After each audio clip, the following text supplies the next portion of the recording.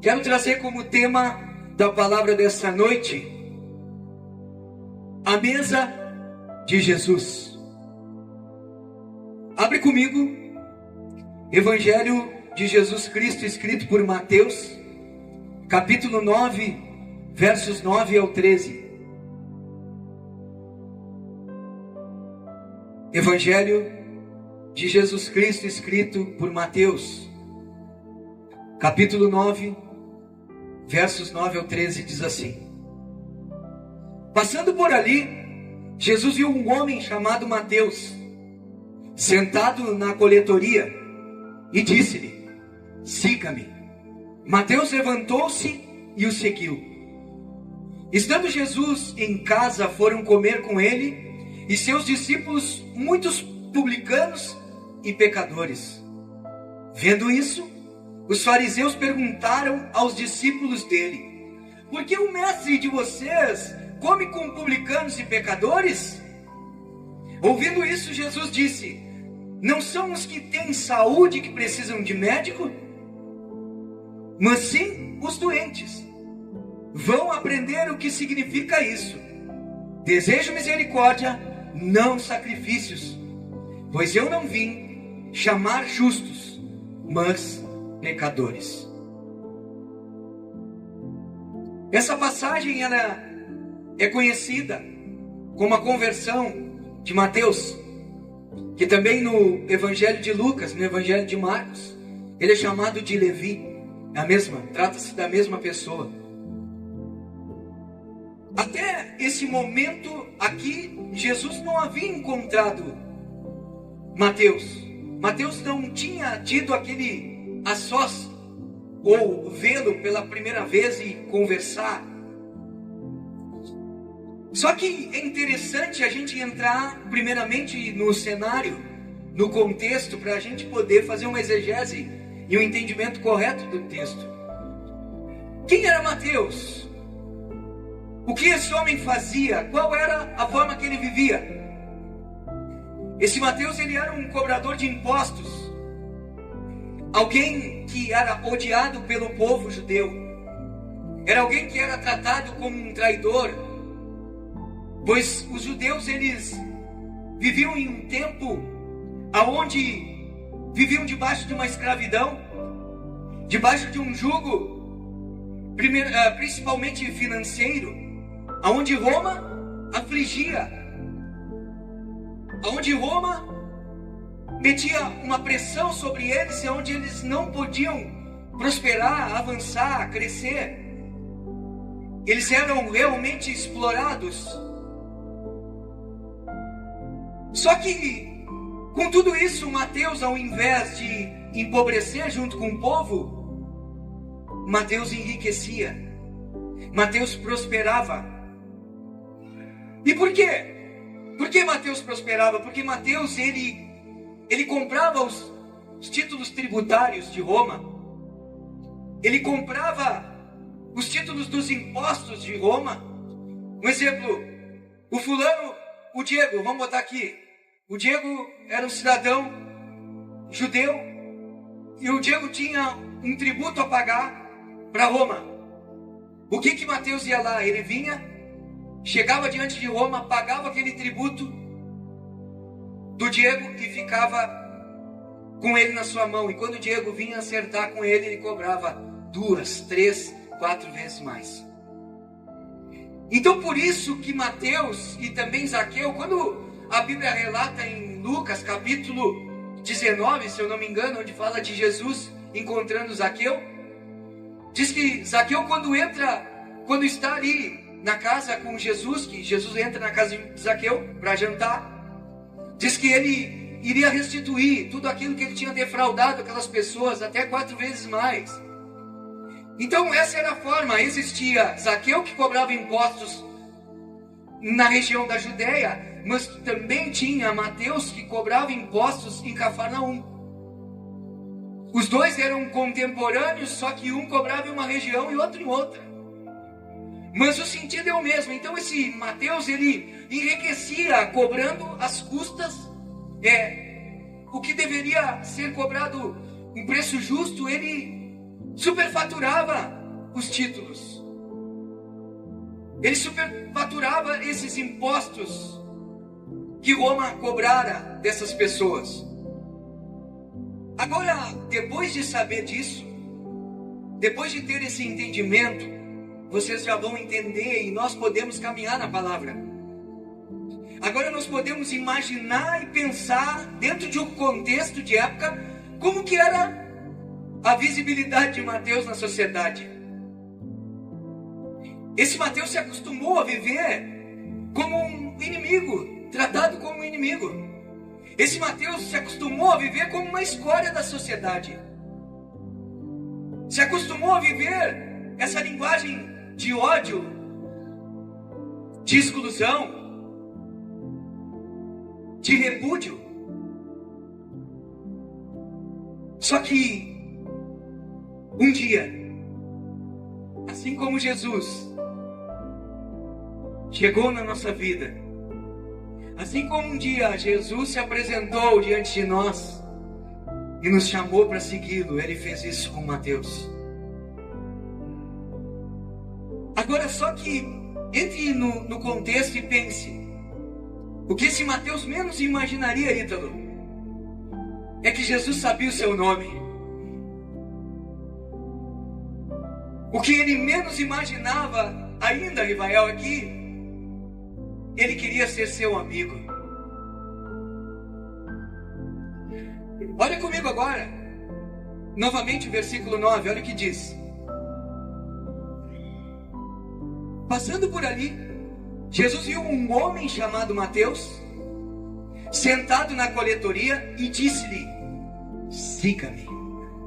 Mateus levantou-se e o seguiu. Jesus, quando olha, ele enxerga Mateus, ele não enxerga um cobrador de impostos. Jesus, quando olha para mim, quando olha para você, quando olha para as pessoas, ele não enxerga essa imagem rabiscada que a gente é. Ele não olha esse desenho mal elaborado, muitas vezes, que a nossa vida apresenta. Jesus olha um Mateus já não mais vivendo aquela profissão, mas sim o seguindo e sendo seu filho. Você olha, analisa comigo assim nessa noite. Imagina como foi esse olhar. Como foi esse olhar? Esse olhar foi um olhar que não carregava nenhum julgamento. Não carregava nenhuma condenação. Não carregava nenhum repúdio. Ele simplesmente era carregado de uma palavra tão pequena, de 4 letras, que significa amor. Jesus olha para Mateus de um jeito diferente. O seu olhar, ele é carregado desse amor. Olha comigo 10 agora. Estando Jesus em casa, foram comer com ele e seus discípulos muitos publicanos e pecadores. Lucas 5:29, ele fala que Mateus ofereceu em sua casa um grande banquete e convidou Jesus a sentar à mesa junto de publicanos e de pecadores. Aqui não fala que ele foi à casa, né? Diz que só convidou, né? E aqui, mas só que Lucas ele relata e diz que foi convidado Jesus a um banquete na casa deste Mateus. Jesus entra na casa de Mateus e começa a comer. Jesus entra nessa casa e ele já está participando daquele momento com Mateus. E de repente a casa fica cheia. O que significa isso? Mateus até então, ele era um solitário que ninguém andava com ele. Mateus era alguém que, como eu falei aqui, ninguém queria. Mas agora a sua casa estava cheia de gente por causa de uma pessoa. Aqueles que realmente sentam à mesa com Jesus, eles não andam sozinhos. A mesa se enche de pecadores, de publicanos por causa de Cristo Jesus. Cara, é isso que a gente precisa aprender, que aceitar Jesus implica em aceitar irmãos. Aceitar Jesus é ensinar quem é da turma dele. É aceitar quem é da turma dele.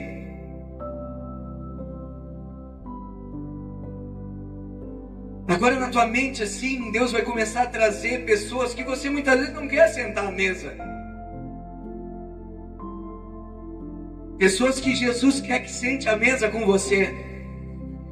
Pessoas que Jesus quer que você tenha comunhão com ela, que por algum momento ela também fez alguma coisa e tinha uma identidade que não te agradava. Mateus era um cobrador de impostos, daqui a pouco essa pessoa podia ser um ladrão. Claro que tem que ter prudência, irmãos. Tem que ver fruto primeiramente, tem que ver se realmente tem Jesus no coração real. Daqui a pouco essa pessoa era alguém que tinha dificuldade de relacionamento com outras, que brigava com todo mundo. Isso me faz lembrar que quando Jesus vai chamar os discípulos, a minha Bíblia não fala, e nem a tua, que ele pegou e fez um caderninho de anotações e foi atrás de informações deles para saber quem eles eram. Eu vou lá ver como é que é o temperamento de Pedro, para ver se dá para trazer ele para andar junto comigo. Vamos ver se Pedro, como é que ele é. Não, ele não fez isso. Vamos ver se João, se Tiago, todo mundo diz, né, João e Tiago, né?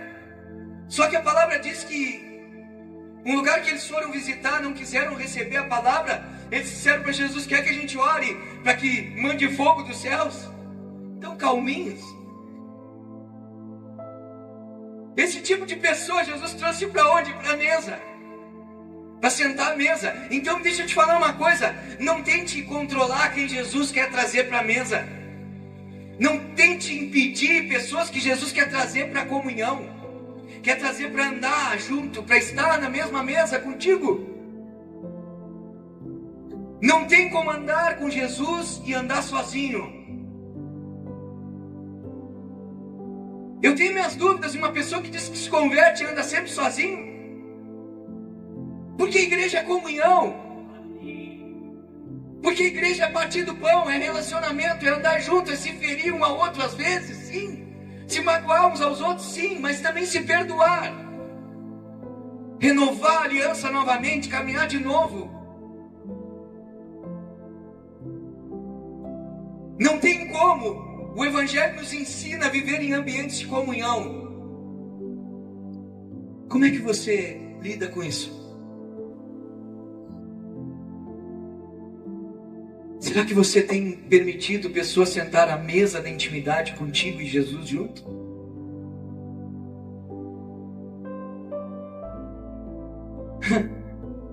Só que interessante que quando isso acontece, olha a atitude dos fariseus. Olha o 11 comigo. Olha o que diz. Vendo isso, os fariseus perguntaram aos discípulos dele: por que o mestre de vocês come com publicanos e pecadores? O que aconteceu com eles? Eles se sentem incomodados. Por que eles se sentem incomodados, irmãos? Porque eles acham estranho Jesus sentar com os publicanos e pecadores. Mas não param para se perguntar: por que os pecadores se sentiram tão à vontade de sentar com Jesus? Quem é você na mesa? Será que aqueles que realmente têm debilidades, eles chegam e têm prazer de sentar contigo porque vê que você também é alguém que precisa da graça de Deus, a misericórdia, é alguém que compreende, alguém que se coloca no lugar? Ou você é aquele que acha que está sempre certo, acha que Não pode sentar com quem está errado, até parece que não tem pecado.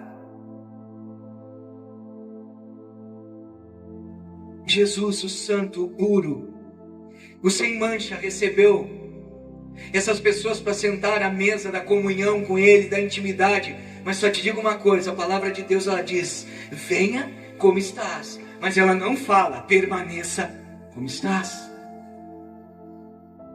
O vinde a mim, ele é um convite livre, vem quem quer.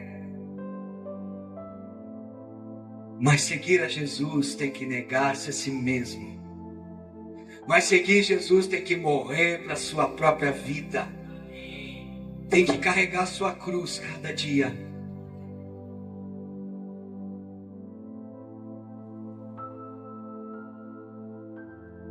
Isso chama atenção porque naquele tempo, naqueles dias, essa não era uma cena comum. Porque ali estavam pessoas que eram repudiadas. Ninguém queria chamar publicano e pecador para sentar à mesa.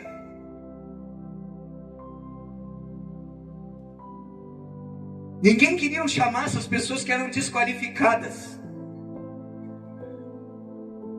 E a forma de trato era como se elas não existissem. Só que, pense comigo nessa noite. Talvez eu e você, muitas vezes, nós fomos essas pessoas. Diante da religião, as pessoas que se mostram falhas, elas não têm vez. As pessoas que realmente admitem os erros na religião, elas não têm vez. Porque a religião, ela vive um engano, ela vive uma ficção, ela vive uma fantasia, ela vive um teatro, uma hipocrisia, ela vive revestida de um personagem que pega um microfone como esse e prega como se nunca errasse. E prega sempre para quem está ali, não para quem está aqui.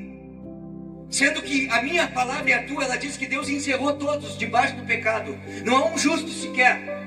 Que todos são justificados pelo sangue de Jesus, pelo sacrifício da cruz. Então eu e você, como esses homens aqui, como esses publicanos e pecadores, eles não tinham um lugar na tribuna do templo. Eles não tinham também uma palavra para liberar na sinagoga, não podia. Essas pessoas também, elas não leriam nenhum versículo em qualquer reunião que tivesse de um culto judaico. Talvez eu esteja hoje nessa noite falando com pessoas aqui que muitas vezes não puderam estar em cima de um altar, não puderam fazer coisas por causa de um pecado ou outro. E com certeza eu não estou pregando em favor do pecado, vocês estão me entendendo? Eu estou pregando em favor de um arrependimento, de um encontro de comunhão com Cristo na mesa onde Ele me influencia e eu saio diferente. Talvez aqui muitos não puderam servir, muitos não puderam se batizar.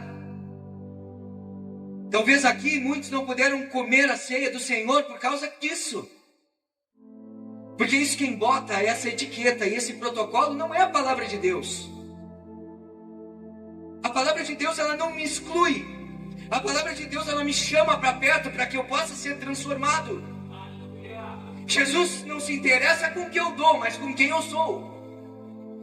Jesus se interessa não com o que eu faço, mas o que realmente Ele fez em mim. E Jesus me chama e chama você, porque se você não teve lugar no altar, você não teve lugar muitas vezes para servir em alguma coisa, mas Jesus manda nos falar e fala pela sua palavra que nós temos um lugar com Ele à mesa. Nós temos um lugar à mesa. A mesa, toda vez que eu falar, é a intimidade com Jesus. Todas as vezes que eu citar a mesa é o lugar de intimidade, de olhar nos olhos, de nutrir, de se alimentar. tanto físico quanto espiritualmente. A mesa é lugar de olhar nos olhos e perceber o que realmente está por detrás. Essa é a mensagem do Evangelho. É isso que Jesus veio anunciar. Que com Jesus, quem não tem lugar no púlpito, nos altares, nas mesas de status, talvez nas fotos, talvez nas rodinhas, tem sempre um lugar do lado dele na mesa. É nisso que se resume o Evangelho, irmãos. Não é em um ambiente de rituais. Não é em um palco cheio e coberto de liturgias. Não é em costumes que você pode isso, você não pode, você tem que vestir isso, porque senão você... Não está baseado em costumes que você precisa aprender e seguir. Não está baseado em regras que você precisa decorar. Mas em uma mesa que você precisa sentar, em uma mesa que você precisa se relacionar com Jesus e com seus amigos. Com Jesus e com seus amigos. É uma relação que eu e você precisamos desfrutar.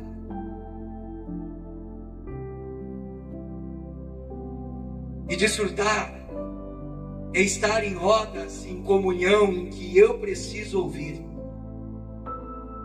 Em companhias que você precisa mais vezes frequentar. Em uma relação de intimidade que você precisa crescer.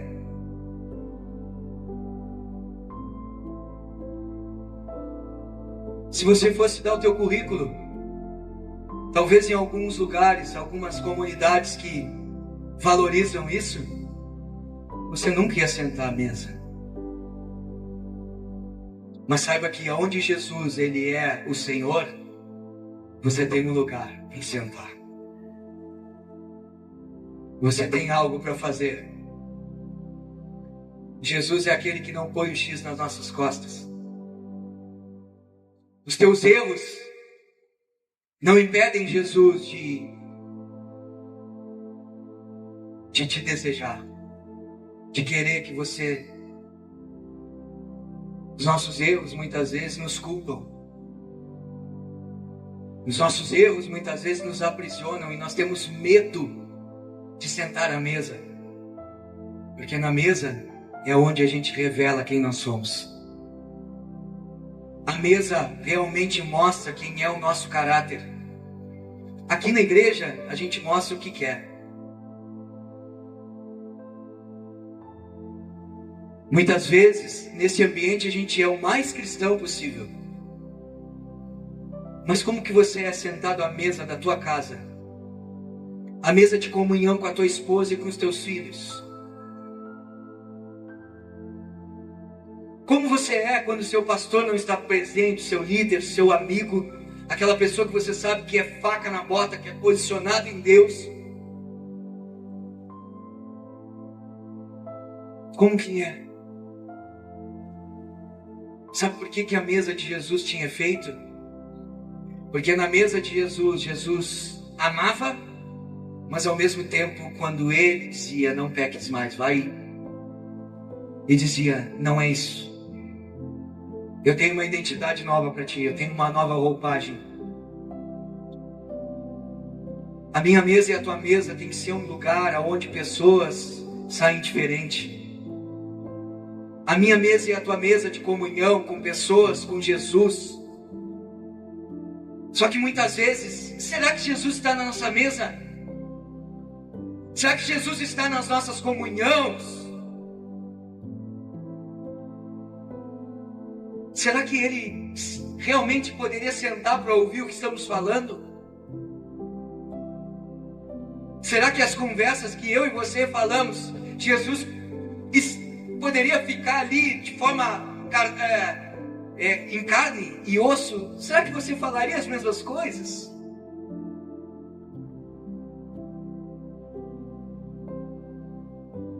A mesa que Jesus frequentava, ele não era influenciado, ele influenciava.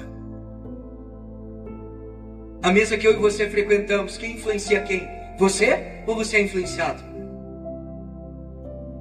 Ou você combate o pecado, ou você combate a natureza da carne, ou você alimenta tudo isso e deixa o teu espírito cada vez mais numa fé medíocre.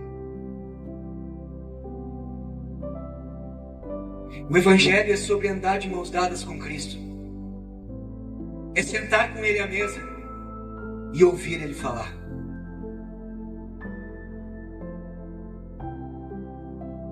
Tem gente que adota, né? Pega a palavra, senta em uma mesa, faz o seu café e tá ali. E glória a Deus, tem outro que faz um chimarrão. É você, Jesus sentado à mesa e o chimarrão junto.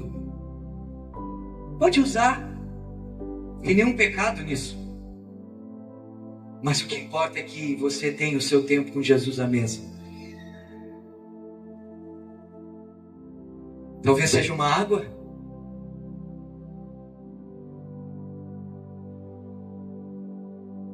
A lógica do Evangelho, irmãos, ela não é bater cartão em uma agenda semanal da igreja.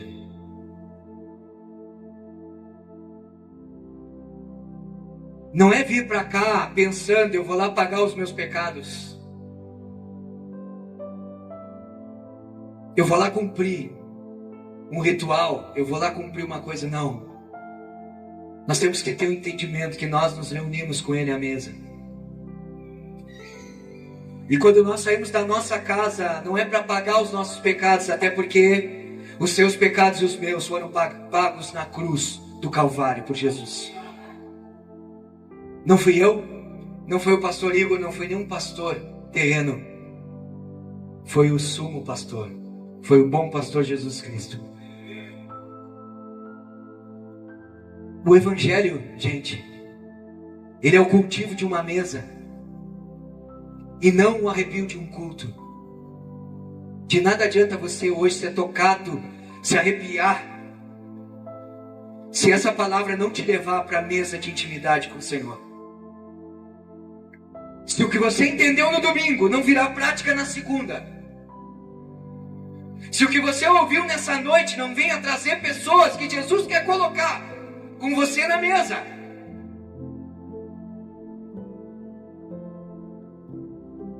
É por isso, irmãos, que aqui, e com todo o meu respeito, amém, vocês me conhecem. É por isso que aqui não importa muito qual é a tua família, qual a tua profissão, o que tu ganha, qual a tua graduação, pouco importa isso. Sabe por quê? Porque na mesa de Jesus, todos nós somos iguais, irmãos. Não existe ninguém melhor que ninguém. Na mesa, todo mundo é filho. Alguns legítimos, e às vezes tem uns bastardos na mesa. Ah, mas eu não vou andar com pessoas que podem me trair. Pois é, então que Cristo você segue?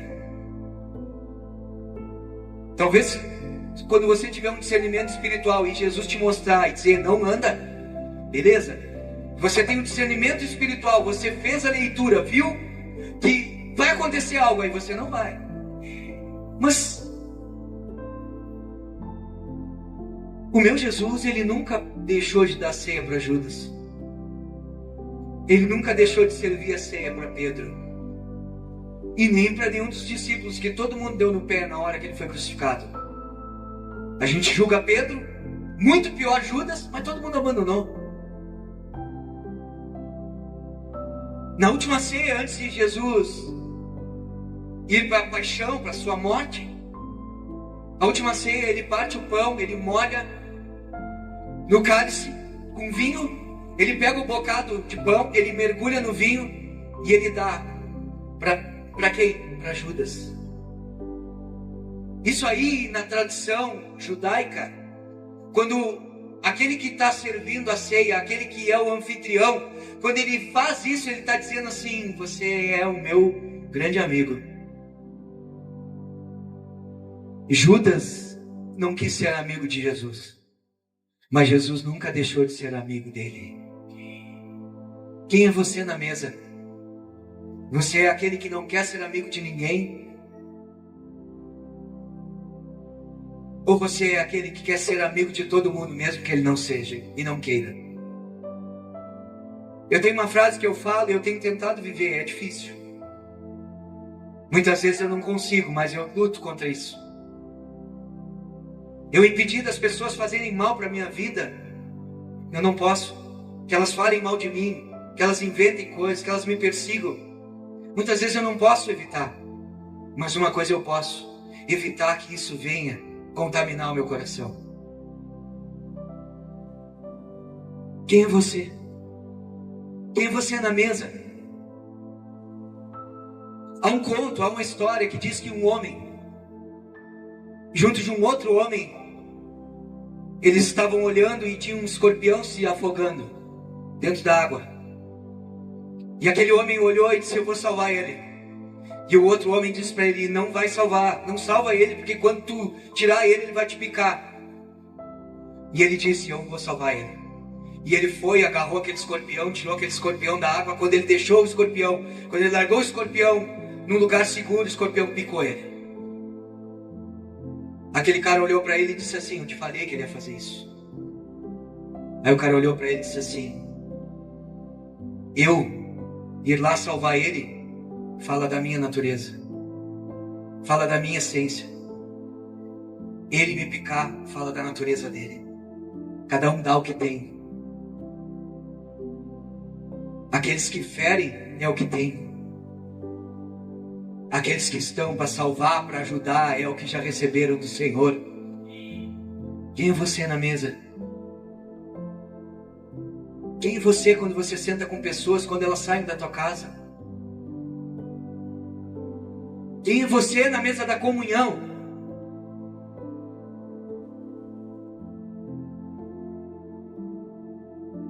Na mesa do Senhor, na mesa da comunhão com Ele, a minha caminhada, Diego, o meu tempo de igreja, os meus passos errados, todos eles ficam em segundo plano. Porque o que realmente importa, e o que realmente tem importância na mesa é identidade de filho e um coração ensinável. O resto pode jogar fora. Diploma, formação teológica. Frequentei tantos seminários. Fiz faculdade não sei aonde, fiz curso missionário. Tudo isso não tem valor se você chegar na mesa, se você tiver intimidade com pessoas e você não ser um filho de Deus, que tem um coração ensinável.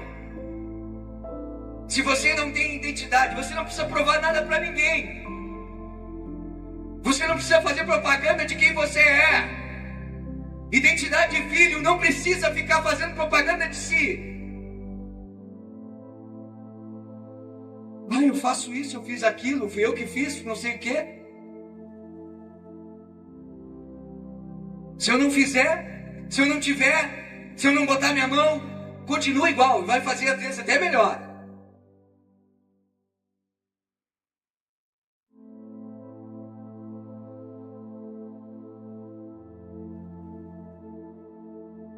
A gente acha que é o último gole do cantil no deserto, irmãos. A gente acha que é aquele restinho de água, a gente acha que é aquilo ali, que a gente serve daquele jeito.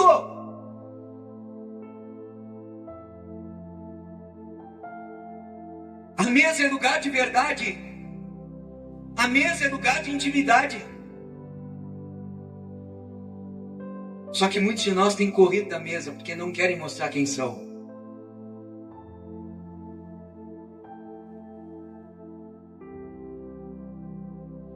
Quer conhecer uma pessoa, anda junto. Anda junto. Como é que você conhece sua esposa? Como é que você conhece seu esposo? Como é que você conhece seus filhos? Porque você convive, você anda junto.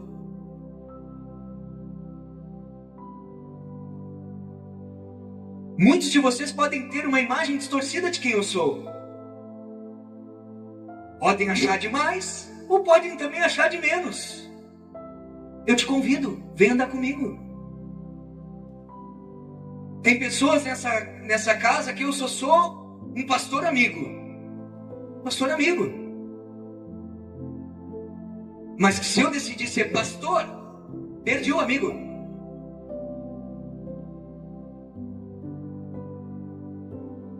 Na mesa, eu e você, quem eu sou para ti? Um amigo ou um pastor? Posso ser um pastor amigo também, tá? Mas na hora que tiver que ser pastor, eu vou ter que ser.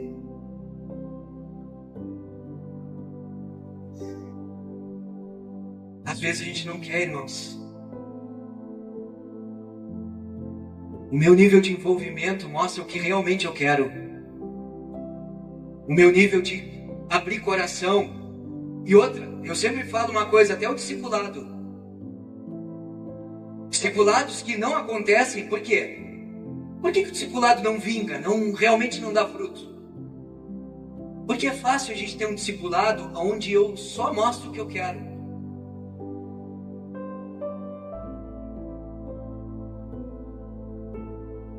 O discipulado, ele vai mostrar o teu lado mais feio, o meu lado mais feio.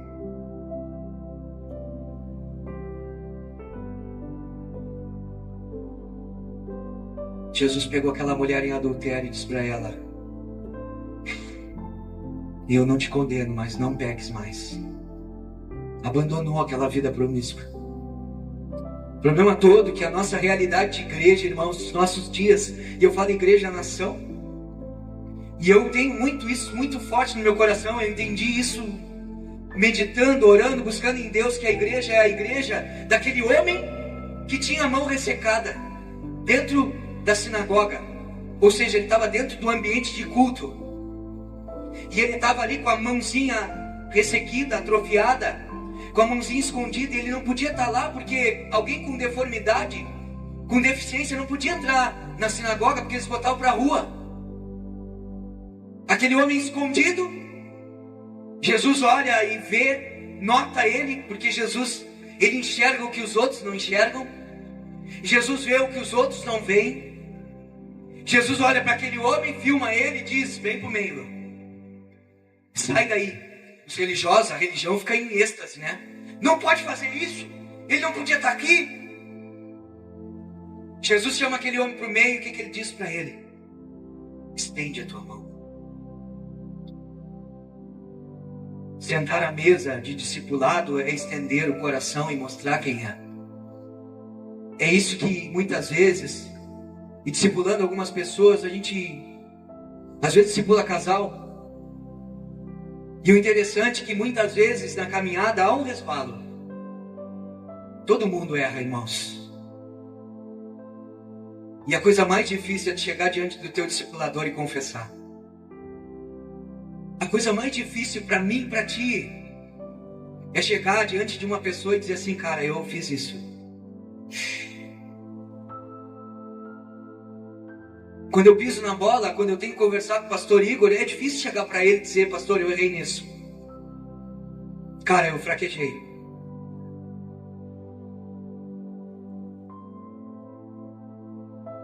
Mas não queira vender uma imagem de quem você não é.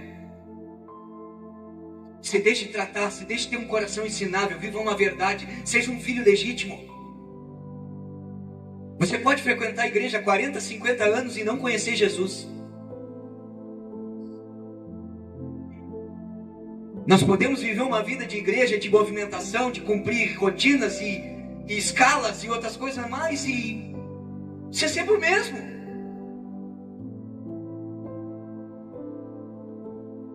A mesa é lugar de verdade, é lugar de intimidade com Ele. Aí olha o 12 comigo. Ouvindo isso, Jesus disse: não são os que têm saúde que precisam de médico, mas sim os doentes. O que ele está dizendo aqui, irmãos? Jesus não tem compromisso com quem não precisa de um Salvador. Jesus não tem compromisso com quem não quer que Ele seja o seu Senhor.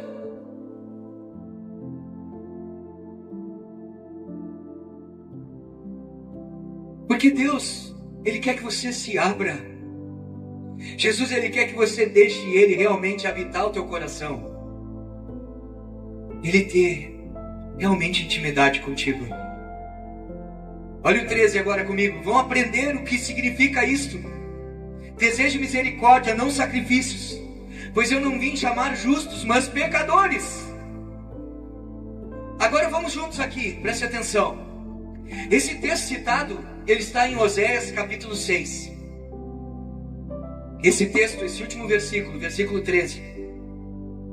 O que estava acontecendo aqui, nesse período de Oséias, era que Deus estava irado com o povo. Ali existia um povo que estava longe da vontade de Deus. Era um povo que estava longe de uma busca e obediência a Ele, que vivia na injustiça, que não ajudava aqueles que precisavam, não ajudavam ainda, pelo contrário, o que eles faziam? Exploravam quem precisava, faziam essas pessoas trabalhar em favor deles. Porque a carta de Oséias, ela é muito direcionada para os sacerdotes, que eram os responsáveis por nutrir o povo, por alinhar o povo, por dar direção e ser exemplo. Eles não tinham misericórdia, eles andavam em idolatria. Mas tinha um pensamento que muitas vezes eu e você temos: eu vou ir num culto que vai resolver. É só eu começar a ir nos cultos que vai resolver.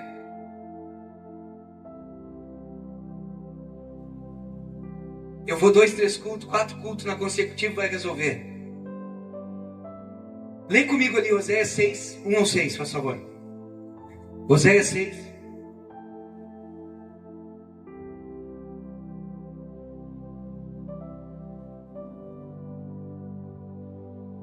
Olha como é que começa. Tem até uns cânticos, né? Vinde, voltemos para o Senhor. Tem até um cântico assim, né? Sobre esse texto. É antigo. Diz assim, Oséias 6, do 1 ao 6 diz: venham, voltemos para o Senhor. Ele nos despedaçou, mas nos dará a cura. Ele nos feriu, mas sarará nossas feridas. Ou seja, até aqui não falou nada. Vamos se arrepender, vamos se voltar para Deus, né? Eu só sei que Deus perdoa. Vamos voltar para Ele. Vamos meter um cultão aí. Vamos fazer uma conferência. Vamos fazer um retiro. Vamos lá para o retiro, ficamos 4 dias lá. É certo. É certo. Aí ele fala no 2: depois de 2 dias Ele nos dará a vida novamente. Ao 3º dia nos restaurará, para que vivamos em sua presença. Aí eles falam: conheçamos o Senhor, esforcemo-nos por conhecê-lo. Tão certo como nasce o sol, Ele aparecerá.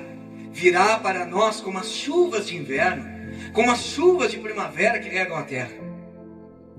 Que posso fazer com você, Efraim? Deus perguntando. Que posso fazer com você, Judá? Seu amor é como uma neblina na manhã, como o primeiro orvalho que logo evapora. Olha que duro. Por isso eu os despedacei. Por meio dos meus profetas, eu os matei com as palavras da minha boca. Os meus juízos reluziram como relâmpagos sobre vocês.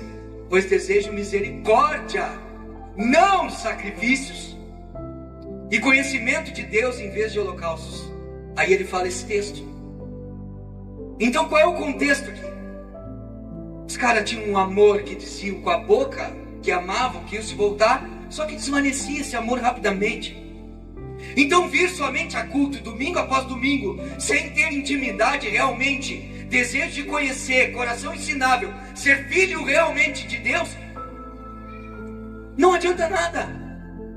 O culto é para acender ainda mais o que você já está colocando lenha durante a semana, o que você já sente na tua casa, o que você já gera com o Senhor. Olha agora, Esse texto que Jesus está falando é como se ele estivesse dizendo aos fariseus: vocês não leram, né? Vocês não entenderam nada, né? Vocês acham que eu quero um culto. Vocês acham que eu quero mais vigília, mais conferências, mais eventos. Eu não quero nada disso. Eu quero é relação na intimidade. Eu quero é mesa. Eu quero é sentar contigo como um pai senta com o filho. Eu quero realmente te moldar e te mudar lá dentro da tua casa, para te trazer para cá, para te ser alguém que vai ser exemplo. Eu quero é relação. Eu quero é relação, eu quero comunhão. Quero comunhão com vocês e comunhão entre os irmãos. Não é comunhão, não é consunhão, é comunhão. Eu quero misericórdia e conhecimento real de Deus. Jesus sentava à mesa, cara, de publicanos e pecadores, mas não sentava à mesa dos religiosos. Cara, isso aqui tem que falar conosco. Jesus sentou com Zaqueu, Jesus sentou com Mateus, Jesus sentou até mesmo com Nicodemos, quando Nicodemos quis ouvi-lo. Mas com aqueles fariseus que ficavam ali com as suas vestes, com aquelas franjas, ficavam orando nas esquinas em voz alta, querendo aparecer, com esses aí Jesus não tratou dessa forma. A palavra dele para eles era sepulcros caiados, pintadinho, bonito por fora, mas por dentro está morto. Hipócritas. E aqui, nessa noite, eu estou falando para muitos que se magoaram com o evangelho, ou melhor, com o falso evangelho.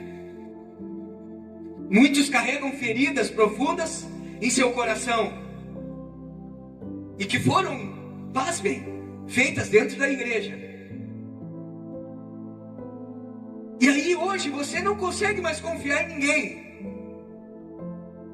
Você não confia em mais nenhum líder, porque você ainda está assim.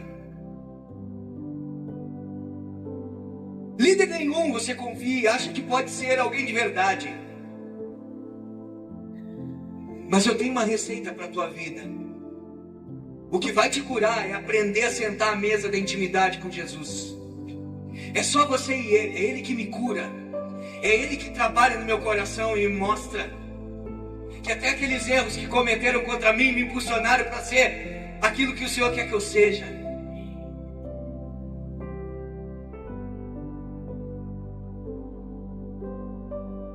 Talvez nessa noite você esteja pensando: para onde eu corro agora? Corre para a mesa. Corre para a intimidade com Jesus e com pessoas que realmente respirem o que Ele está realmente colocando. Viva o Evangelho novamente.